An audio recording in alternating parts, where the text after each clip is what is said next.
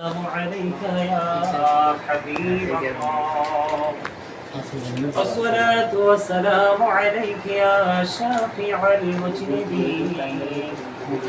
الصلاة والسلام عليك يا رحمة للعالمين. الحمد لله الحمد لله رب العالمين والآخرة للمتقين والصلاة والسلام على سيد المرسلين وعلى آله وأصحابه وأزواجه وذريته وأهل بيته وأولياء أمته وعلماء أهل سنته أجمعين. أما بعد فأعوذ بالله من الشيطان الرجيم. بسم الله الرحمن الرحيم. وما أرسلناك إلا رحمة للعالمين. صدق الله المولانا العظيم وصدق رسوله النبي الحبيب الكريم. إن الله وملائكته يصلون على النبي يا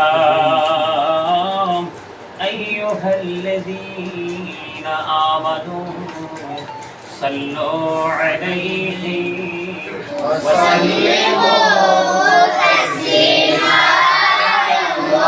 اللهم صل على سيدنا مولانا محمد وعلى آل سيدنا مولانا محمد. ভালোবাসায় জীবনের গোলা ঝরে যায়, নবী গো আপনার ভালোবাসায় জান্নাত নসিব হয়ে যায়। আল্লাহুম্মা সাল্লি আলা সাইয়্যিদিনা মাওলানা মুহাম্মদ ওয়া আলা আলি সাইয়্যিদিনা মাওলানা মুহাম্মদ। পশু পাখি 18,000 মাখলুকাত আল্লাহর জিকির নবীর দরুদ পড়েন তারা দিবারা।